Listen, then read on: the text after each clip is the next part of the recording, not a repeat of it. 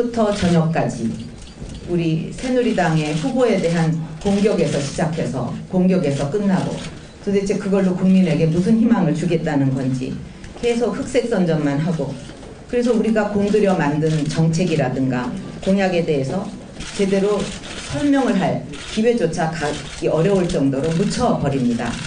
현장에서의 여러분의 어려움이 더 크실 거라고 생각을 합니다.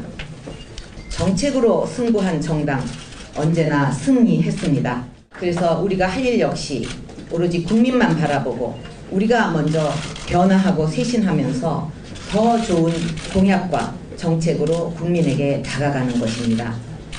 힘을 내시기 바랍니다. 정의는 결코 패배하지 않습니다, 여러분. 하여튼 떠들썩하게 이 말이 논란이 되는 거를 저도 봤는데 박근혜 후보가 갑자기 이 말을 왜 했을까요?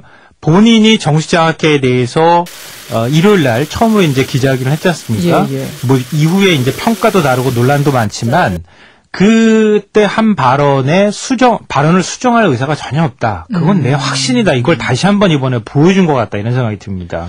그래요. 정의란 말 정말 의미심장해요. 우리가 많이 쓰는 말이긴 하지만. 네네, 그렇습니다. 대선 후보 입에서 정의란 말 나오는 거 그렇게 쉽지 않거든요. 그렇죠.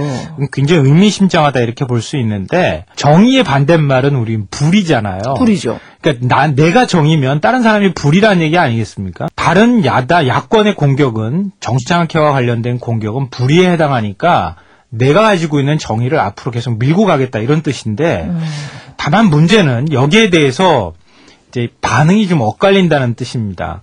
새누리당 내부에서조차 당혹스럽다, 뭐 걱정된다 이런 여러 가지 반응들이 나오고 있지 않습니까? 그렇죠. 그러니까 박정희 전 대통령이 5.16을 하고 난 다음에 이후에 이제 국가재건 최고회의라고 이 초법적 기구를 만들지 않았어요. 예. 61년도에 만들어서 62년도에 이 부일장학회를 사실은 반강제적으로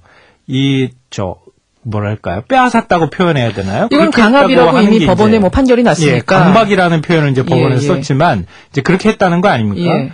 그곳을 정의라고 지금 규정을 하고 있는 거예요. 박근혜 후보의 이런 태도를 단적으로 보여주는 상징적인 사례가 있습니다. 뭡니까? 어제 그 선대위에서 이제 대책회의를 열었는데요, 아침에. 예. 대책회의에서 정수장학회 정자도 안 나왔다는 거 아닙니까? 이 함구령이 내려졌다 그래요. 정수장학회 얘기는 꺼내지도 말라. 이렇게 후보가 지금 얘기를 했다고 합니다. 당 그 공식기구 외에 있는 사람들은 막 들끓고 있고. 예. 야권에서는 막 반발하는. 지금 뭐 당 이런 상황인 것 안팎에서 다 같습니다. 이야기가 나오고 있는 게 현실인데 함구령이 내려진. 이거는 이제 박근혜 후보가 그동안에 이제 지지율이 좀 정체되어 있는 상황에서 이 수세 국면이라기보다는 좀 공세적으로 태도를 좀 전환할 필요가 있다. 이런 판단을 한 것으로 보입니다. 그리고 이번에 이제 박근혜 후보의 이런 어떤 달라진 태도 같은 경우가 뭐 우리가 좀 비교를 하자면은 이전에는 유경수 여사의 어떤 포용의 태도, 그러니까 통합의 태도를 가지고 있었다고 하면 이제는 그러니까 박정희라고 하는 상징되는 또 강한 보수의 이미지, 여전사의 이미지를 좀 다시 본인 스스로가 얻어가겠다. 이걸 이제 계속 밀고 나가겠다고 하는 것들을 보여주는 것 같아요. 그러니까 후보는 방향을 확실히 잡은 것 같은데 그 방향이 과연 국민의 눈높이, 국민이 원하는 것과 맞느냐 아니냐 이건 또 다른 문제네요. 그렇죠.